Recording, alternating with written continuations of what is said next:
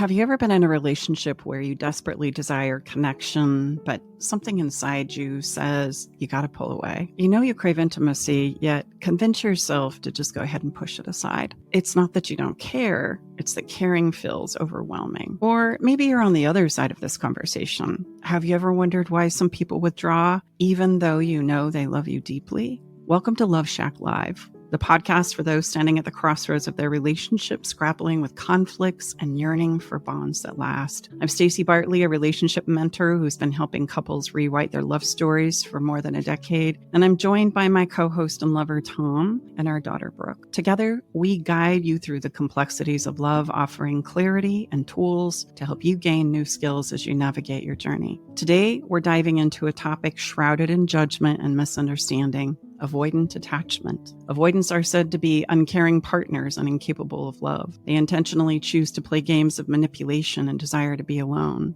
Guess what?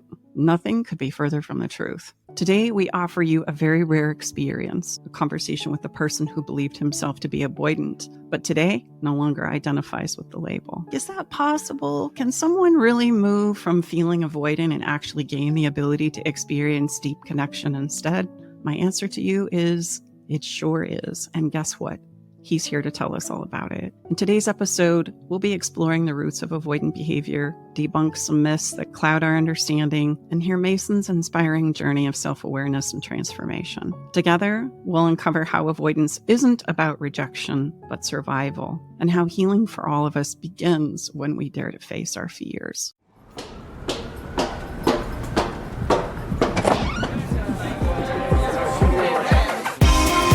Hey, thank you for coming. Welcome to the Love Shack. So, joining us in the Love Shack today is Mason. He's a graduate of our Love and Limbo 30-day roadmap, now a roadmap mentor, and an active member of our Better Love Club community. Mason once identified as an avoidant person, but has since courageously transformed his relationship patterns and is here to share his journey with us as he offers us some understanding on how often judgments and labels can be such a deterrent and a derailment for those of us who are experiencing this. After all, nobody can share the journey better than someone who has actually traveled it. And before we welcome Mason to the show, for those of you who are maybe not familiar with what attachment theory is, I'll just give you a tiny, tiny background so that you can be a part of the conversation today. It was actually developed by a gentleman by the name of John Bowlby. He expanded this idea that we must show up in relationships and attachments in our relationships based on how we were raised by our caregivers. This work was actually expanded by Mary Ainsworth in the 60s and 70s.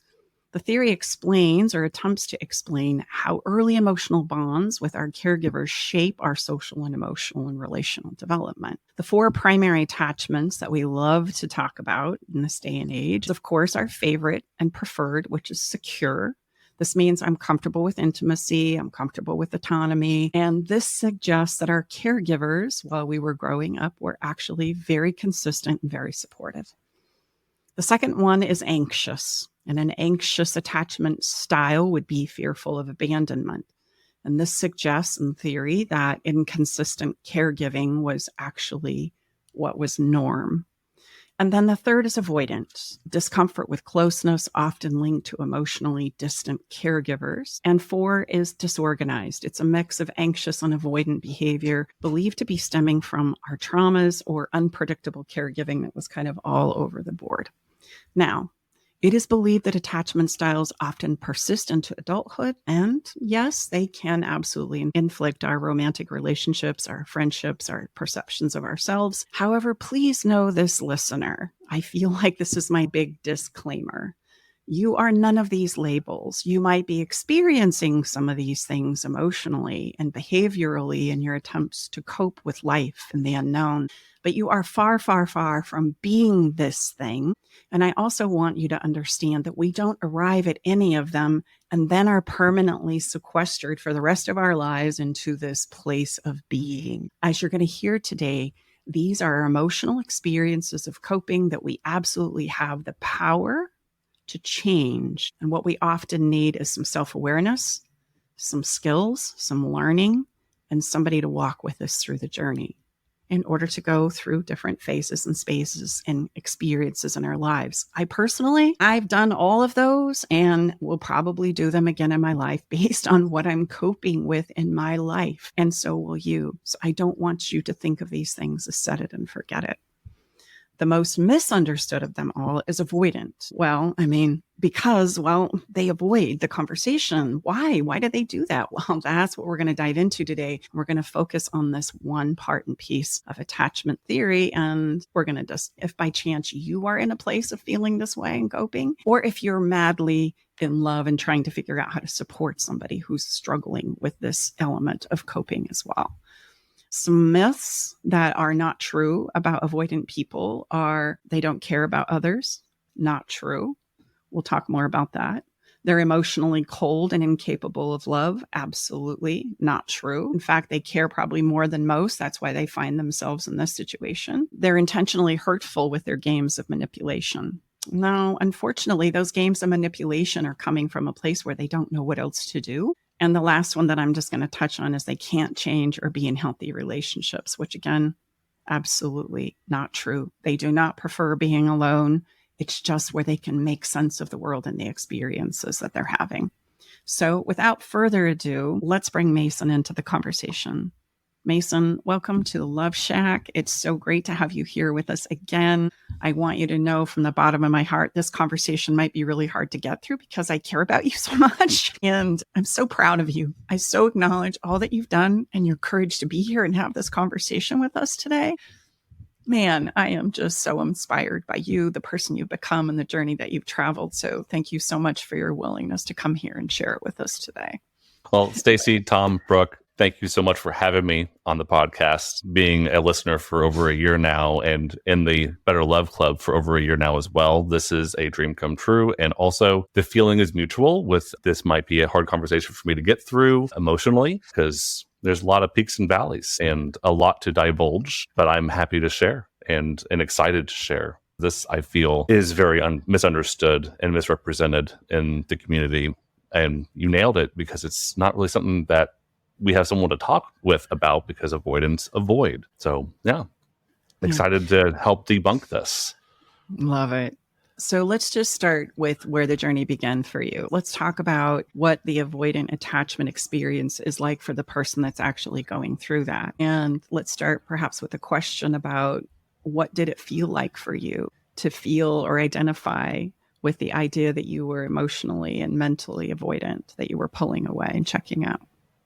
Sure. So the feeling that I get when I think about what it was like to be avoidant or to be in that moment of avoidancy is like being in a deep, dark hole and there's no light down there. You're all by yourself. You're looking up, this hole and you might see some light, but it's not really shining in. And it's just so dark and empty. And it's the kind of dark that's suffocating. And you don't feel like there's any way out by yourself. And that also no one can help you. You just feel so misunderstood. Mm-hmm. What were the fears and beliefs that you were saying to yourself or that kind of drove that experience of feeling like you were in the darkness? Yeah, so the fear of being perceived was a big one. Feeling like you can't be understood, that someone's not going to understand my perspective or my story, and that I'm wrong for feeling the way that I might be feeling, and not really knowing how to articulate what you're saying. You feel like you're saying the right words, but the way that they're being heard by the other party are getting misconstrued potentially. And that's maybe because you as yourself don't understand how to properly articulate it. But definitely the fear of being perceived, I think. And the fear of rejection is a big one too. Do you think there's also any protection, like you're protecting your partner by not sharing that stuff? Like you're making their life easier by not having them deal with it? Oh, sure. I mean, I don't want my partner to be in that deep, dark hole with me if I don't think I can get out myself. Yeah. And if they come down here with me, then how are we going to get out? Yeah. I can also see the catch-22 that happens because maybe those moments where you feel like you're going to brave it and try and explain or express how you feel, then only to feel more misunderstood. And the more misunderstood an avoidant feels, the more they're going to shut down and collapse, because that's kind of the emotion that's driving the whole belief in the first place. And so when people start to say things like, you just, get me, or what you're doing is wrong, and you feel misunderstood yet again, rather than go through the exhaustion of trying to explain it and set the record straight, you just kind of retreat. Yeah. Stay with us. We'll be right back. Hey there, Love Shack Live family. It's Brooke. If you're listening right now, chances are you're navigating one of the hardest moments in your relationship. Maybe your partner has asked for space and you're left wondering, what do I do? What's next? I want you to know you're not alone. This is such a tough and scary place to be, and it's okay to feel unsure or even overwhelmed. That's exactly why we created the Love in Limbo 30-Day Roadmap.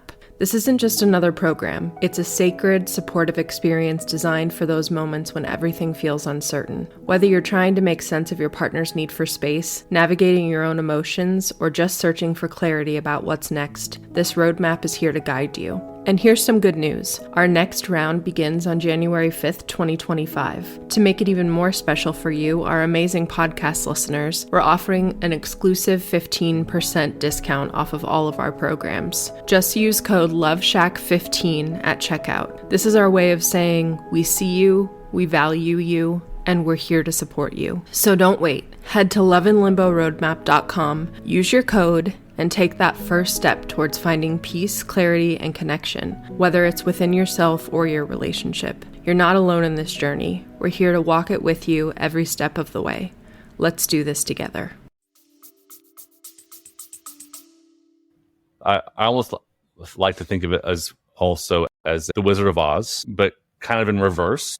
It's like the black and white part of the Wizard of Oz, where there's no color, everything's kind of dull. There's not really a lot. There's like emotion going on and you see some spark, but everything just feels so faded. What kinds of beliefs, in addition to your fears, any other conversations that are kind of going on in your head? And in addition to that, are there any specific experiences that you feel like kind of drove you into that place? Or is this something that you feel like you've kind of been wrestling with for a long time? Curious as to how you see that. Is it a long-term thing as you look back, over your young adulthood into becoming an adult? Or is it something that was onset by something in your adulthood life? So my parents divorced when I was very young. I was 7 years old, came home from school one day and got the news that my parents were separating. My brother and I moved in immediately with my stepdad and my mom, who I love very much.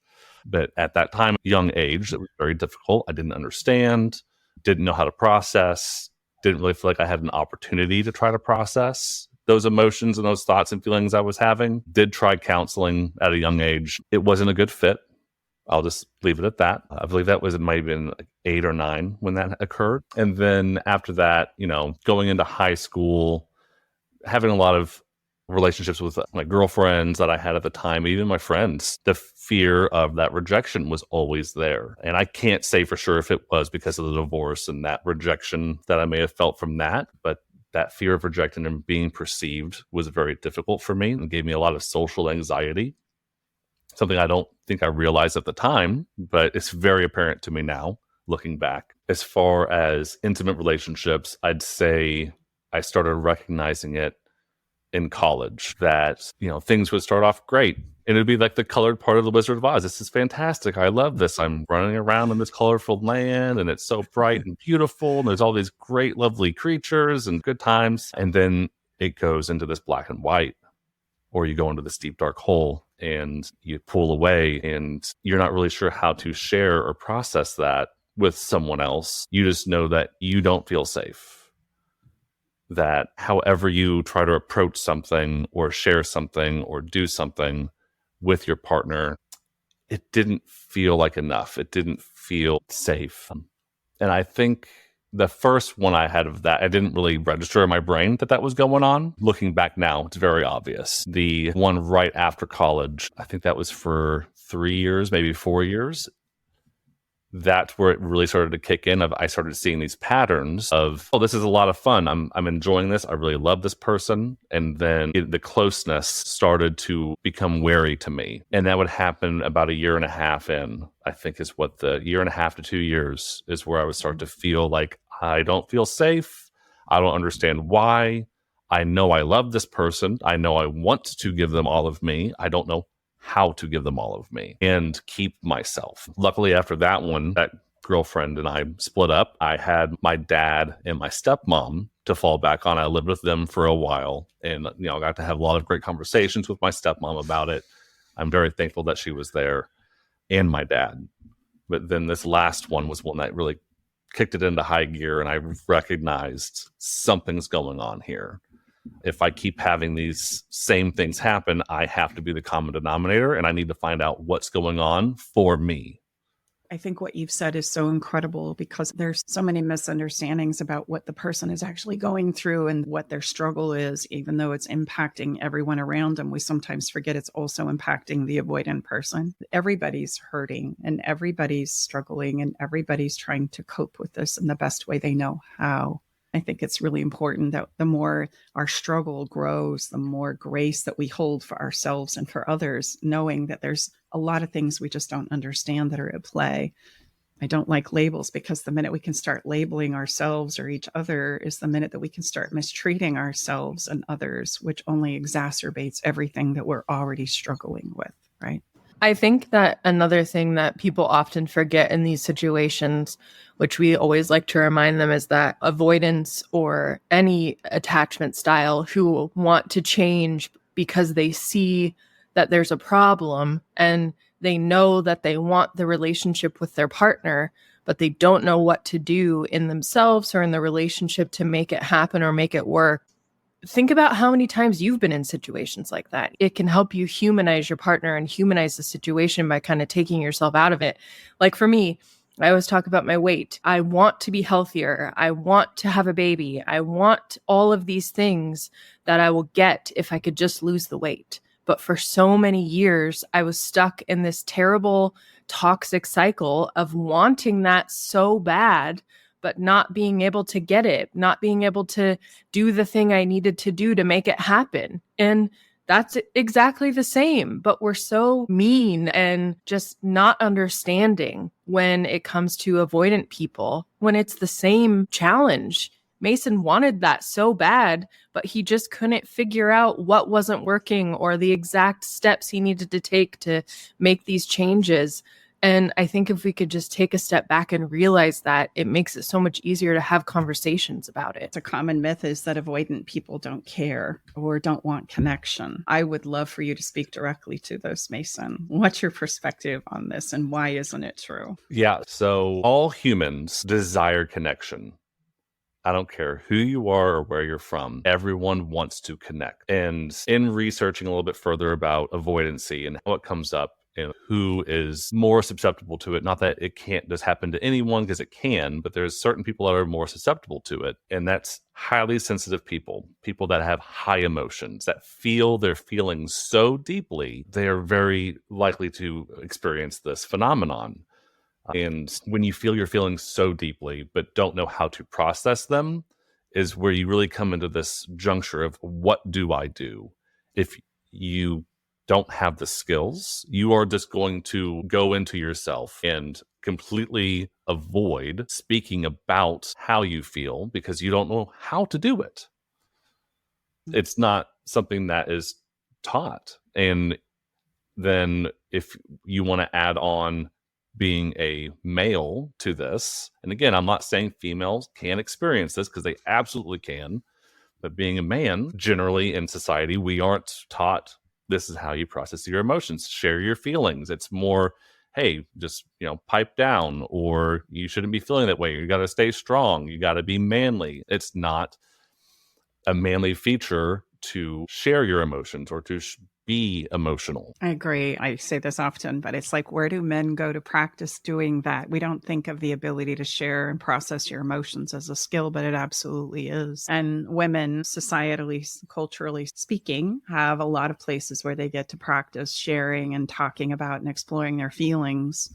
And if I get lost on my own, I've got a whole slew of girlfriends I can go and sit down and do that with. And we'll talk about that stuff for hours and hours and hours. Like we have tens, if not hundreds of thousands of hours practicing that ability to pull out my emotions. I think if that's something that we don't have the ability to do, it can be exceptionally frustrating because we believe everybody should have the ability to do that. Like, come on, just tell me how you feel. How hard is it? Just, oh, so you don't want to tell me. Oh, now that means you're malicious and you're manipulative and you're playing games and you don't want to go there. And then talk about feel misunderstood even more. Like, holy cow, I didn't think you really got me before, but now you're labeling me with all of these things that are absolutely not my experience. And so I'm just going to keep my mouth shut. And if we don't know how to do it, that's smart. That's the default option of like, if you're not understanding the limited ability that I have to share with you what I'm really, really thinking and feeling, and then you demonize it and criticize me for it, well, gosh, now I'm going to really clamp down because you don't really understand where I'm coming from and I don't want to make it worse. Right? That's such a sweetheart message that we go to in the position of shutting down and avoidant, because we already feel misunderstood and I don't know what else to do. So let's just be quiet. Well, and we get a lot of our cues of what's okay and what's not okay with our partners, not by asking them, but by watching their behavior. So like if Mason was like, okay, I'm going to test it out and be vulnerable this one time, and it's a departure from how you've been your entire relationship, and you're like, oh, I'm going to take this big step and be vulnerable. And then maybe you start crying and your partner's like, what, are you crying? Like just simply because they're so shocked about it, or they just can't believe it, but they react in a way that's kind of not great. Well, then you're just never going to do that again. But you've never communicated about it, actually. You're just both going off of bad assumptions about the other. Is there anything you remember from when you were in your avoidance space that would have made you feel safer? What's one thing you could have asked for back then that would have helped you feel the safety that you were looking for? My big tip, I think, here would be is all about the approach. And coming from a place of trying to understand and making it obvious that you're trying to understand. Hey, X, Y, or Z happens. This is how I feel about how this occurred. Can you tell me what was going on for you with this situation so that I can better understand and maybe better support you with this? And just real quick, I'm going to give my ex a shout out on this one. Right towards the end of our relationship, they had this bright idea of writing down their questions so that I could read them. And she even gave me the permission to, hey, read these and you come to me and answer these when you feel ready, when you feel safe. And I think I took maybe half a day, maybe a whole day to read these questions and really think about, hey, how do I feel about these? What are they asking? And sat down. I think we sat down and talked for like an hour and a half and went through, I think it was a list of 8 or 10 questions. And I just went right through it. So having some preliminary notice was very, very helpful. Yes. So being brought up to speed before the conversation happened was a huge help. Because it allowed me to not feel attacked, and I have that immediate pressure of these questions right here, right now, or else, versus, hey, here's this whole list. Let's talk about it when you are ready. If you really put that into context of human, wouldn't that make more sense? We've already touched on the fact that sharing my emotions, doing that work, processing them, digesting them down is a skill. And it's one that we need to learn and practice. And so if I'm not really practiced there, have you ever seen a little child that's trying to struggle with spelling or math? Or maybe us ourselves as adults trying to learn something new in my work environment? Or trying to quickly get up to speed with this little baby that I just brought home that I don't have any idea what to do with. And it takes longer. It takes more time. I have to sit with it. I have to be with it. I have to contemplate it. I have to try it on and work with it. And that's why it can take more time for people, right, that are in this place of emotional overwhelm to find out and gain some clarity about translating their thoughts and feelings into first the language that they can understand. And so I can so see why that would be such a gift for you, Mason, and so brilliant on your ex's part, on your previous lover's part, because it did give you that space and time to just work it through for yourself so that you could build the confidence and the practice that you needed to finally bring the conversation to the table. I mean, that's really brilliant. Yeah, it alleviated a lot of pressure. Mhm. You get that dreaded phone call or text, like, we need to talk. What are we going to talk about? A little bit of anxiety might hit at that point. You're going to be standoffish. Me personally, I'm going to back off, feel like I have to walk on eggshells in a way, but then I don't have time to process. I need that time to back off and feel so that I can show up as my best self and say what I actually want to say versus react. I was just thinking, and typically how these conversations unfold is just like you described. We're going to talk and you're going to answer these questions. And when you can't or you refuse to because you probably don't know to ask for more time in processing your emotions, you're just thinking, what's wrong with me? Why don't I know? Why am I freaking out? I don't want to do this anymore. I'm feeling unsafe. I'm uncomfortable. And yet they just keep firing it off. You can see why that commonly leads us to places that nobody wants to go. We just don't know. We don't know on either side of the conversation. The person that's pushing the conversation that seems to think, oh, this should be so simple. And the person who's going, I'm not there. I'm panicking. And we're going to hang out in those places, hold on until we just can't take it anymore. And something's going to give. Somebody's going to walk out. Somebody's going to shut the conversation down, or somebody's going to, as you said, react and say something they don't mean or threaten or coerce to try and move the conversation that they're attempting to have forward, which will always end in some shit show, really. I think it's really important for people to understand about avoidance that they are not feeling all of their feelings and simply not telling you. I think that's the biggest misconception, is that they're processing everything in the exact same way you do. They're feeling all the feelings. They have all the intel in their brain, and they're simply keeping their mouth shut. Like, that couldn't be further from the truth. The reason why they're not divulging this to you is because they are not processing it. They're in as much confusion as you are.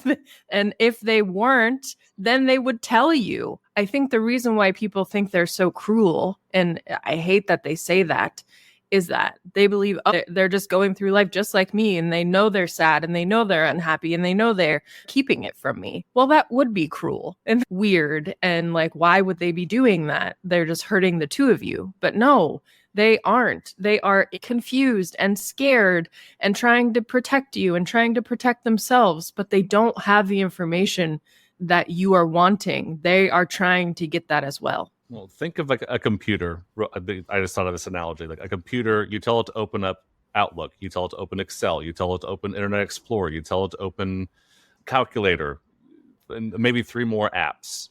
Yeah. Well, that's going to give it a circuit overload. So all those different apps you're trying to open, those are all those different thoughts, feelings, and emotions that an avoidant might not be able to know how to process or how to deal with. So that computer is going to shut down, and it's going to need a reboot. And depending on how many apps or how many thoughts, feelings, and emotions we are trying to process, that reboot time might take quite a while. Yeah. And I think I want to say something about cruelty here. I want you to think of the cruelty that we do in these positions and places. Not that everybody can't feel the way they feel and be where they are, regardless of where we are in the conversation. Whether I'm processing anxiously or avoidantly, those are the two probably most common. What's cruel is what we think our partner should be able to do, because I can do it. And then the cruelty that we inflict on ourselves because we don't feel like we can. And that's where cruelty plays a role in these conversations. And it happens on everybody's parts. If I don't have the ability to get through this conversation and to have a safe place where we can explore and understand these things, then there's cruelty that I'm injecting or inflicting on myself. And there's cruelty that I'm inflicting on the person I say that I love, because I think I've got it all figured out for the two of us. That's the cruel thing that we do in human conversations, is we violate that space. That might be true for me, but they might be having a completely different experience. So maybe it would behoove us to understand that so that we can find a place of relating again to get through to these places of understanding. And we just don't know to go there. That is not the demonstrations that we see. It's not the conversations that we have. And I think it's so important to just talk about that cruel moment for a minute as we start throwing the word around. We've all been cruel in these places and spaces to ourselves and to others from the lack of not knowing and understanding how to actually navigate through these places and spaces. And as you can see, whether I'm spinning up and freaking out and reacting, or I'm shutting down and I'm feeling like I'm in that deep, dark hole that Mason described, trying to protect myself and the person that I love, I just want you to see both are coming from a place of trying to cope with things we don't really know how to cope with. But there are answers and pathways to help and support us in those places and spaces. Is there anything before we take a turn to a turning point for you? And I know this was a huge place of, as you've shared, struggle, and there was a lot of fears and beliefs about yourself and about relationships and about others. Is there anything you feel is important to touch on or share before we say, what was your turning point? No, I don't think so. I mean, yeah, we hit the fear, the uncertainty, the not knowing how to process, the overload. I think that touches most of it. I just have one quick question. Did any of your partners say, Mason, you're such an avoidant? Like, did they label you in that way? No, I never did get labeled. I did have my last partner ask, where did you go?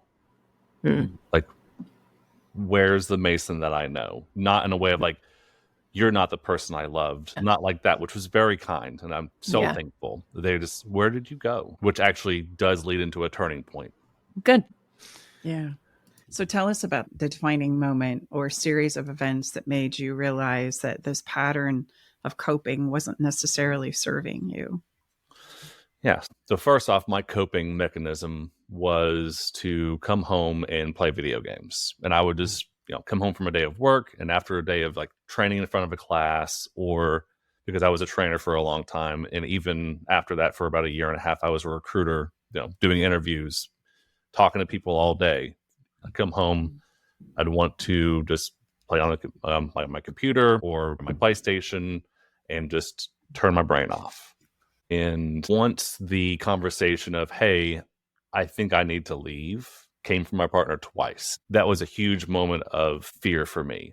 Like, I didn't know what to do. And I felt like anything that I could do at that point, it wouldn't feel genuine. It felt like it would be forced. And I did not want to portray a sense of being forced and have it seem fake from their end. So after hearing the second time with, I think it was like a month and a half time span that, hey, I think I'm going to leave, or I think I need to leave, I left. I had to get out because I didn't feel safe.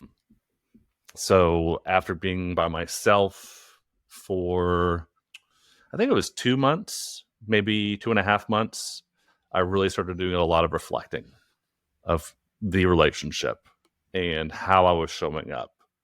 Kind of like, you hear those stories of people that, if they pass away temporarily and they're floating around the hospital bed and they see their body. That's how I was seeing pieces of the relationship. Like, oh my gosh, I can't believe I would just shut myself down like that. Or I can't believe I was stonewalling. Or I can't believe I was reacting versus responding. And in those moments, when I started realizing what was happening or what had happened, I set off to find answers to, okay, this is how I was showing up. Why did it happen this way? And what can I do about it? Because this is not the life I see for myself. I don't want to be that person. And I'm not that person. So what can I do? I love that you had the wherewithal to realize that you were not that person. Did you realize that when you said, I need to make some changes here? Or is that a realization that you're not, never were that person? Is that something that came after your learning and growth on your journey? Or something that you kind of knew on the front side? I'm curious. Yeah, so while in the relationship, it didn't feel like I was doing anything wrong. I wouldn't say I felt justified in what I was doing because I didn't realize it was incorrect. I just did what I felt was safe. The realization of how I was showing up made sense and became apparent to me at that 2.5-ish mark after the relationship was over. Allowed you to be an observer of the situation rather than just being so immersed in it. Yeah, being able to distance yourself from it, absolutely.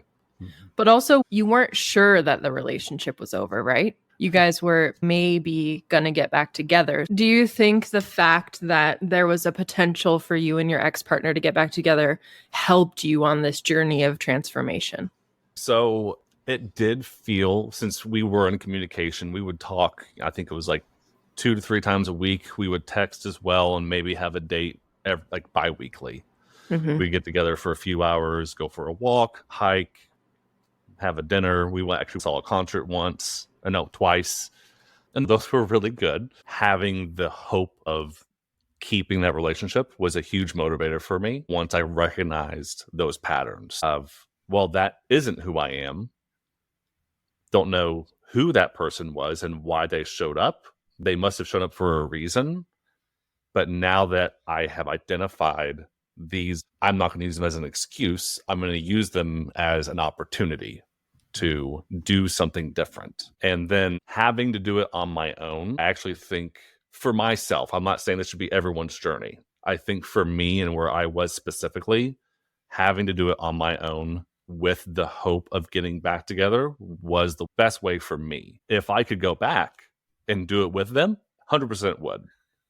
But that's not the story, and that's totally fine. Well, if you put these pieces together that you've so elegantly laid on the table, you start to see, well, the reason why I couldn't do it with someone was because I didn't know how to do it for myself first. So how can I give something that I don't have to the relationship? So this is places and spaces where being in a place of separation so that I can reflect as you did, but I'm not in it, fighting for my safety and my survival is really helpful. And then very often it's a very common story where it's the hope of maybe fixing or repairing the relationship for a 2.0, or that gives me the drive and the motivation to maybe take on some of the wrestling with myself to change, learn skills, or change my behavior, really go in a different direction. Like I have all the motivation to do it because I'll do things for others I just won't do for myself. That's human nature that I think needs to be said in these places. So that's a beautiful setup. That's very common. We wouldn't call it beautiful when we're in it, to be honest. We call it fucking hell. Like the worst feeling ever. There's a tiny little nugget in Mason's first talking about this that I want people who are going through space and separation to hear, because he said that after his partner said twice, I think I need to leave, he realized inside of him that if he would have stayed and tried to make it better in that environment, it would have felt too much pressure, too much like there's a microscope on him watching every movement. Just think about that for a second. It's not like a growth mindset, positive environment when your relationship is on the rocks and then your partner says you need to change and then you have to do that in front of them. That's so vulnerable and so uncomfortable. And like they're watching your every move and they're grading you every time you try something new. So sometimes the space is not to leave you or to go find someone better. It's to get through all the awkward stuff with a little bit of privacy so that he can try on some new behaviors and new thoughts and new feelings with a little bit of space between the two of you. Sometimes it's going to be embarrassing. And when you're an avoidant person, that can be so anxiety ridden to have to do that in front of someone, no matter how much you love them. Well, I also didn't want to feel forced to be disingenuous. Someone I'm not. Yeah. As you grade me, I'm not willing to do that. And I think we don't see that as a healthy trait in characteristics of human, but it really is. What he's saying is, I want to make sure that what you're asking me to do and what I step in and commit to do is congruent with who it is I genuinely want to be. I'm not just going to do this to please you. Please don't ask me to do that. In fact, I won't, because I have some integrity with myself that I want to maintain. That was something you were being asked to do that didn't feel congruent. So that would be the last thing I want to do, is roll over on myself to please you, because now I'll really be a disaster. And that's true. There was some really wise wisdom in there, whether you knew it or you didn't, you know? Yeah, I just wanted to kind of reframe it, because that could be seen as the most avoidant behavior ever. Like, look at an avoidant just being more avoidant, but it was so wise and such a gift to yourself. And it led you on this incredible journey that you've been on for over a year now.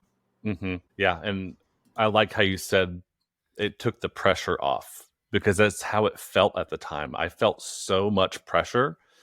And I think I even shared that analogy with my ex, like when it was happening, like, I think I'm able to answer all of your questions now and able to show up differently, because like this pressure valve just got released and I don't feel like I'm being watched or judged. I can come to you genuinely and I'm able to, back off and think and then share once I know how to say it or how to process it. It felt really good. Well, I would just stack on what you just described, Mason. Whether you're avoidant or whomever, simply a human, what you just shared is really the approach we take in this place of space and separation, regardless where you are on the spectrum, so to speak, or what avoidant style you are. Meaning, if we can take some pressure off, and maybe for the first time in a long time, or maybe ever, that we can truly look into ourself. And most of us, to be fair, wouldn't unless probably something like this happens, because that's just how we roll, especially with relationships. It really is a gift. I don't mean to be cliche or like, wait a minute, Tom, you guys don't understand my situation. We do, because we've all lived it ourselves. But you're not going to be able to continue doing what you're doing and have a transformation. Something's got to change. Yeah. And I want to touch on this gift because I've heard every episode of the podcast up to this point. I went all the way back to episode 1 up till now. And I remember early on in me discovering you all would say, this precious gift. And I'm sitting here with my stomach in knots. I'm crying. I probably haven't taken a shower in a few days. I'm like, this is not a precious gift. What are you talking about? I feel like crap. But then once you put the work in and you do face yourself, which is what we're talking about here, you have to face yourself. You take that precious gift of the pain and the hurt that you're in to put the work in for you so that you can then show up for your partner and your relationship. That's the precious gift. We're going to use that just on a loop right there. It is the precious gift. And it usually comes by way of, as we were talking earlier before recording, Mason, through some kind of ick, right? Some kind of difficult, disappointing, heart-wrenching, gutting of what you thought was happening. So I would say the precious gift also is paying attention to the things that aren't working, aren't serving, aren't life-giving, because we don't want to continue to go in that direction, do we? It's telling us, hey, hello, I need your attention. You're going in the wrong direction. You're not feeling good, right? So we got to do something different. Let's go in a different direction. Like, where can we find a place of ease so that we can start experiencing more of what is available? It's not that it's not available. It's just we're going in the wrong direction to get it. We're not going in a life-giving direction to access it. We're needing to learn and understand why it's important to pursue the precious gift. And it usually does absolutely take us, it will require us to confront our biggest fears, our biggest discomforts, to be self-reflective. Otherwise, we can't access it. It also requires us to be vulnerable first with ourselves. It's the gateway to the experience. If I can't be vulnerable with myself and I don't want to look at it, well, then there's nowhere to go. Vulnerability is the door to access deep intimacy and connection, both with myself and others. And it's kind of like saying, I'm going to be a millionaire, but I don't want to get a job. Well, if you don't want to be vulnerable with yourself and get real, well, then you're not going to experience those deep, precious gifts that are so available to us all. It's not that there's something wrong with you, quite the contrary. And you're not broken, and you're not that monster that you're believing yourself to be. It's that we need to sit and find those precious gifts with ourselves. And it's usually going to be something that cracks you open, that highly motivates you to look at those things. It's going to come through the ick. That's just how it rolls for all of us as human beings. So, and it's totally okay if you ever did, Mason, or our listeners are giving us the bird, telling us we're full of shit, throwing a fit, kicking and screaming on the ground. I appreciate that when you're in the throes of it, it's really hard to hear that this might be a transformative, precious gift, but it really is. I think this is a perfect example of the thing we often say, where if you can understand both sides of the story, here we understand more Mason's side and his ex's side, you can say everything makes sense. This is what we mean by that, where we say if you look at the behavior of the two people, then everything will make sense. It's not that everything was okay or the pain wasn't real or it doesn't matter. It's that you can just really understand why this happened. And that also is a precious gift. I would love to hear you share what are some practices or habits that have been the most effective in helping you stay emotionally present now with yourself and in your relationships? What are the things that you turn to when maybe some of this emotional overwhelm comes up?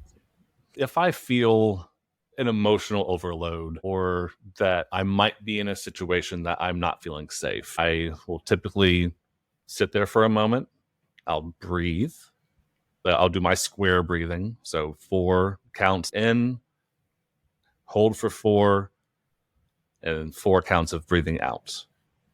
And then in that time, remind myself that you are safe, you are good, and you've got this. That's if it's happening in the moment, right? And if I'm having a conversation and I feel like I need some time, it's not a problem to ask for time. Hey, I hear what you're saying. I really appreciate you bringing this to my attention. I would like to ask that we pin this conversation for now, maybe table it. Let's come back to it in, let's say, 30 minutes, 2 hours, maybe tomorrow. But commit to yourself that you are going to come back to that conversation. That will allow you to give yourself time to process. I know that you're hearing an ex-avoidant say this is like, well, an avoidant is just going to take that 30 minutes or 2 hours a day to avoid. That is on them, right? To make sure that they are holding themselves accountable. And for me, that's what it has taken at this point of, okay, yeah, I've taken this time. Let me just decompress for a second. Maybe, go walk my dog, or maybe I'll turn my video game on for an hour, which I'm not a big video game person anymore, which is the craziest sentence to ever come out of my mouth. But then, okay, I've had my decompress time. Now let me think about how I want to approach the situation or what I want to say and what I need to ask for in return. Love that. If I may, I want to touch on video games for a minute. What are the pros and cons of video games, and what do you notice from your own experience of using them to cope and check out versus giving you that moment of repose, the monitoring of it? Like, give us a pro and a con there. Pro and a con. So the pro definitely is if you hold yourself accountable. Hey, I am going to utilize this tool right now, something that I do enjoy, to decompress. Let's say I'm going to set myself 2 hours. If I'm really enjoying myself, can I have another 30 minutes, maybe an hour? Sure. But then, okay, I've had my time, put it down, step away, keep yourself in checks and balances. The con would be if it just keeps going, and then you do nothing proactive with that time you've set aside for yourself, which would then leave your partner waiting and wanting, and possibly in an anxious state, coming as a fearful avoidant or disorganized attachment style.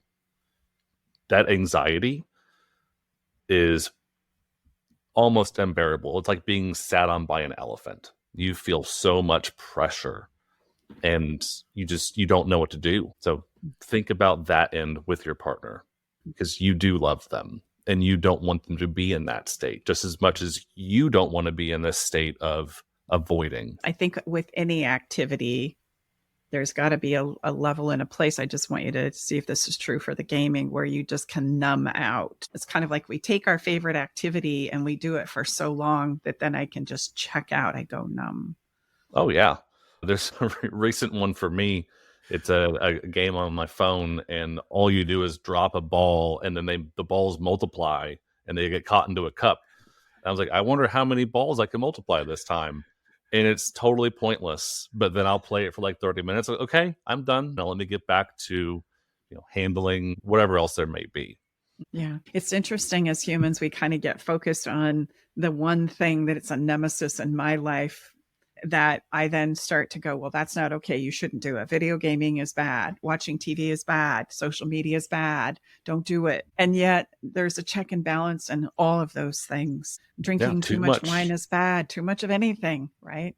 Too much of anything is a bad thing. I mean, heck, you can drink too much water. Well, and if I may, that discernment needs to come from within yourself. There's nobody that knows it better than you when you start to cross the threshold of it being too much time in video games or on social media or too much alcohol or too much water or too much of anything. We need to find these places of balance with ourselves. But I loved what you said about thinking about how what you're doing also affects the person that you're in a relationship with. So and if I'm numbing out, well, then what am I avoiding? And how do we need to set it up to feel safe so that we can venture into a conversation to understand, not solve, just understand? Yeah. And if you are just numbing out, you're not only hurting your partner, you're hurting yourself. And the most important relationship we have is the one with ourselves, something that I was missing out on for a long time. And that was part of the fear of getting to know myself. Am I going to like who or what I find after I peel back all these layers or pull myself out of this deep, dark hole? Maybe I'm down here because I'm not worthy of love. Maybe I'm not worthy of connection or friendship. I'll just keep numbing out. But you'll find as you climb out of that hole that you are absolutely worthy of all of that and more, of connection, of intimacy, of friendships. The only thing an avoidant has to fear is avoidancy itself. You don't get better with avoidancy until you face it. And that means facing yourself. Is that the hardest part, do you think? 100%. Facing yourself is the hardest part. This isn't just an avoidant thing. This is an everyone thing. Well said. You facing yourself as an anxious, as an avoidant, as a disorganized attachment, or even if you don't identify with any attachment style, facing yourself is the hardest thing to do. But once you have taken that route and turned that corner, you're going to wonder what it was you were ever afraid of. Like, why did I wait so long? Because this is beautiful. Tell us a little bit about the moment or moments that accumulated for you. I remember for me, the memory was you coming on a class that we had in our Monday night class, and you said, I'm not avoidant anymore. Makes me cry. I don't even remember that person. I don't associate. That's not me anymore. It's not me. And I remember it's like, oh, wow. What must that moment have been like for you where you went, hey, wait a minute. It kind of reminds me of the Home Alone moment as we're coming out of Christmas. I'm not afraid anymore. Hey. That was a perfect analogy. Love that. When I had that click or that realization of, wow, that's not who I am anymore. That person doesn't serve me and they have no place here. It felt so freeing. Me saying it was almost a way of me planting my flag of saying, hey, I am not avoidant anymore and I'm going to own this. You know what? As a matter of fact, I'm going to go the opposite direction and take what I've learned and keep serving it and pushing it forward. Now, will there be moments of retracting a little bit? Yes, but then you can take, okay, I've been here before. Now, what should I do instead? Now, how do I combat this? To come back to the conversation, to come back to myself. A couple of questions as we wrap up the conversation here. What would you say to others who identify as avoidant right now, but want to make a change? Realize that you are much more than a word, avoidant. That is not who you are. You are so much more than that. And there is so much love and light and connection within you. I mean, as we talked earlier, most avoidants are highly sensitive people. So it's very easy for us to, an overwhelm of emotion, like we were talking about with the computer, and it just short circuits. And in that moment, you feel like you have to pull back and you have to reboot. And that's okay. Just commit to yourself that you're going to do 1% better each day. I believe someone in our community brought that up during one of our calls one day. He said, 1% better every day. And when he said that, I was like, you know what? You're right. I shouldn't be trying to do this all at once. Let me take my avoidant attachment and start tackling it 1% at a time. How can I show up better for myself and for those around me? I love that. And what would you say to the people that love them? Keep loving them. Keep being patient. Show more patience if you have it within you. I know that everyone has their breaking point, and that you have to love and respect yourself.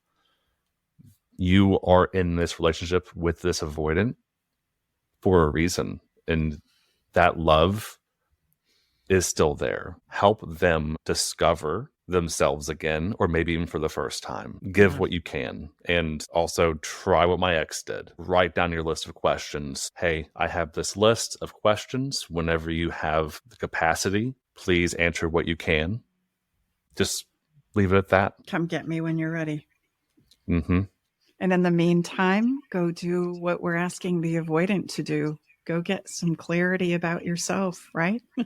Yeah. What you need, where you're at. Answer those questions for yourself. And if you're looking for some resources as an avoidant, where I started was a book called Attached, and it walks through anxious, avoidant, and secure. That was a great resource for me. The first one I came across. And the last one, and possibly my favorite, was Stacy, Tom, and Brooke. Just happened to be scrolling on TikTok one day, coping, just masking, in my deep dark hole trying to find answers. And what they said just clicked. It was different than the information that was being shared by other dating experts or relationship experts on TikTok or other social media platforms. It just, the way that it was being approached was so logical and so welcoming and warming and no judgment. And that's what attracted me to this team. And then joining the 30-day roadmap. We have one coming up, and I'm going to be in it too as a mentor, and would love to help whoever I can. I was going to ask for people who are on the fence joining the roadmap, especially avoidance, because you were an avoidant when you joined the roadmap. And I'm sure coming into a place where you're going to talk about your feelings doesn't really sound that great. What would you say to them to explain how it helped you and how it's not as scary as it sounds? And also knowing when you read, what the roadmap was about, how about what's this dang community thing? Like, I'm supposed to do that. I could maybe do it with Tom and Brooke and Stacy, but I'm doing it with others. Strangers? Speak to that, Mason, because I correct me if I'm wrong. That hey, heck no. Right? Yeah. So stepping in the community as an avoidant was an interesting experience. I would say for me, it may have been slightly different based off of my past and not enjoying, one-on-one counseling, because I just didn't have a pleasant experience. So this was different. And I thought, maybe community would be good. However, being in it and, speaking up the first time, and that fear of judgment, or that fear of being misunderstood, or why would you even think that way? Why would you even do that? Those are the things I would think would pop up, or, Stacy, Tom, or Brooke might say. That never happened. It was more of a place of, can you tell me more about that? Can you explain further? Or even once it was understood, sharing what you can do with what was shared versus you're just wrong. And there was no shame. Yeah, the community part, especially for avoidance, that's a big chasm. And I guess that's why I always get a little touched and emotional with your courage to step in and go there. And I just want to say this, whenever we overcome our fears and show up in those profound ways, not only does it build us with self-esteem and self-confidence personally, you start to realize there's nothing to be ashamed of. You start to realize that, oh my gosh, my story is so much like everyone else. Oh my gosh, they're anxious. They feel rejection too. Yeah, they do. They just experience it and express it differently. There's so many levels of aha when we're in a place of community like that. Yeah, that learning from each other. And like I said earlier, that 1% that we heard someone else in the community share, that has stuck with me. And that was probably shared over a year ago at this point. Mm-hmm. But that's something I live by still, 1% every day. Yeah, it seems like a doable task for all of us, doesn't it? Human first, and then all of the things we want to start connecting to or attaching to after that. Mm-hmm. It's so true. If you by chance are thinking about the 30-day roadmap, regardless of what your attachment style is, know that you can challenge and change your experience in relationships if you desire to do so.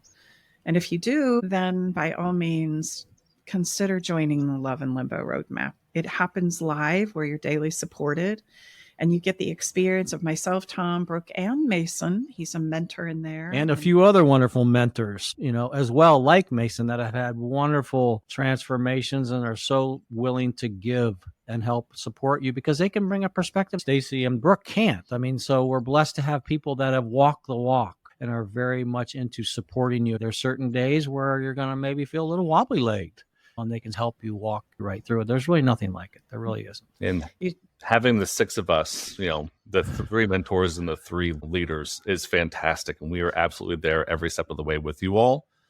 I will say possibly the greatest part is the other individuals going through it with you. You are all learning together and there's so much support. It's a transformative experience and it just makes me feel so warm inside. It is. It's a wonderful experience for us that are privileged and honored to travel that journey with you as well. So the next round begins January 5th, 2025. Don't miss your opportunity to find clarity and confidence and to build a life that includes incredible toe-tangling relationships. And we look forward to connecting with you there. Any last thoughts, Mason? And then I'm going to have you introduce our song today, too, just because it's one that you contributed to the community. So it's only appropriate that you get to. Yeah. Any questions that we should have asked you that we haven't? Yeah. Anything that you wanted to share that maybe we didn't bring up? If you're looking for a quick resource right now, you could actually find some quick resources on this podcast. If you go back to episode 149, that is Anxious and Avoidant Attachment Style. And then episode 155, Space or Chase.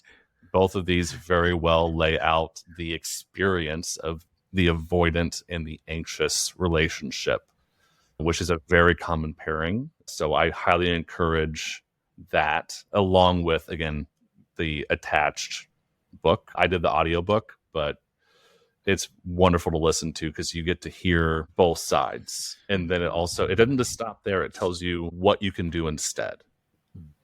So it's a path. It's not just, this is who you are and best of luck to you. It's my favorite book on attachment, too. One I recommend as well. So just wanted to back you on that. Well, listen, our follow the fun today is I want you to gift yourself 5 minutes to just imagine who you are outside of all of your labels. I invite you to close your eyes and imagine for a moment your labels are peeling away like layers of clothing. One by one, imagine them dropped. Whatever those labels are, things like I'm an anxious, or I'm avoidant, or I'm a caregiver, I'm a survivor, I'm a hard worker, or any of the other labels that you use to describe yourself. Just imagine yourself dropping them one by one as you identify them and let them hit the ground. And then take a few extra deep breaths right there, or even do the 4-box method that Mason suggested in that moment. And then ask yourself, what's left? Who am I without these labels and roles? What is true for me now? And this is a really great, simple exercise to just start touching on who am I outside of all of these labels? Because there's an essence of who you are there that is simply delightful to get in tune with. And then our song, as I had already suggested. This is a beautiful song that Mason shared with our community. This is the first time ever, too, Mason. I want you to know that Stacy has she, Brooke, ever given over the song to somebody else? Brooke, can you recall when that's ever happened? One time we did. One time. We just did recently. Once. Well, me. me. Yeah. But then also Joshua, one of our other road mappers, we shared one of his songs too. Okay, good Doesn't call. But happen very often. you're in rare company, Mason. So Mason, tell us why you shared this song with the community, if you will, please, and then tell us who it is and what you love about it. Yeah, so I shared this song because it basically sounds like coming back to yourself, feeling who you actually are versus what society says you might be or what these labels say that you are. You are not those things. You are so much more than that. The artist is David Gray, and the song is Back in the World. And there's this one particular line that I want to share. So less than sand on the beach, staring into the reaches of space and time. I'm singing out words, but the voice that I hear, it seems barely mine. But when you're coming into yourself, it feels so foreign, but it feels so wonderful. And then he comes off and says he's back in the world again, back in the world again. That just rings so true for how this felt for me, of shedding off those labels and that shadow being and stepping into the light of who I am. I love that. And I've never heard you use the analogy of Wizard of Oz when it goes from gray and black and white to the color. But it does that in the video. It's a very It creative goes video. black and Very white, creative. and then as he's Very- singing the lyrics, it turns into color. Yeah. And this one last question, black to color. Why do you suppose that your world would go gray? It would go from being exciting and wonderful and colorful in the beginning, and then it would gray out into shades of black and white. I'll be honest, that's a hard one to answer in my where I'm at now. I'm not sure. Sorry. I know that's a great question and I wish I could answer it. I don't know anymore. I know historically for me and for others, it's because I stopped living. I stopped believing that I could, that I was good enough, that I was worthy, that I could do it, right? That I was deserving. And so I simply stopped living and the world turns very gray. But as I pick up that connection with myself and I remember, right? Because I forgot, the more I start living and getting in tune with, just as you said eloquently on the podcast here just a moment ago, it feels so good to hear that gray shadow start to feel like a part of me. And now I feel like I'm back in the world. I'm among the living. I'm not among the dead. Stony-eyed wandering that town, there's something online in there that has that too. No more trudging around stony-eyed like the living dead. Yeah, that's definitely a way of feeling about this too, when you're feeling those avoidant feelings. But once you confront them and start to reconnect with yourself and who you want to be and who you actually are versus I can't do this, I'm not worthy, I'm misunderstood, no one's going to like me. That's all fear. That is just fear telling you that you aren't good enough, and you can't listen to that. You have to push against the fear, because that's on the other side of fear is where hope is. And we all are headed towards hope. You can listen to this week's song along with our entire relationship playlist by going to our website podcast page or searching it up on Spotify at Love Shack Live Playlist. Mason, I just adore you. I'm sending you a big hug and a squeeze of love and gratitude and appreciation for the incredible human being that you are. Thank you so much, Stacy, Tom, and Brooke. You all, I know I would be here if it wasn't for you all, but I wouldn't be as far as I am without you all. The love that your family and the community has surrounded me with is invaluable. And I am blessed to be considered a friend. So well, we're going to get to see a lot. We're going to be seeing a lot of you here because really, look, just step in. I can assure you, you know what, this is going to be an experience. And we understand the hesitation. Hopefully, Mason has helped you maybe just inch a little bit closer. And here's the thing, just step in and then we got you. We really do. We have you. We're going to surround all of our digital arms around you. We're going to narrow the place of where we're going to ask you to walk, because the cognitive overload, correct me if I'm wrong, Mason, is just, it's overwhelming wherever you are. The decisions we're trying to navigate. So you have to put those up on the shelf, Stacy likes to say. They're not going anywhere. And just gift this time to yourself for these 30 days. And it's going to be, if you roll up your sleeves, transformation will be your friend. And we'd love to have you. You have any questions for us or shares or comments or for Mason? Don't hesitate to give us a shout out right here, wherever you get your podcast. Otherwise, you can go to our website at stacybartley.com and hit the contact page. And we're here to answer, connect, share. I know Mason would be happy to forward any messages to him as well. Yes, please. That's it for now. Thank you so much for being here inside of the Love Shack. And remember, you're not a label. You're an incredible human being who deserves to start living. Remember that. Bye-bye for now.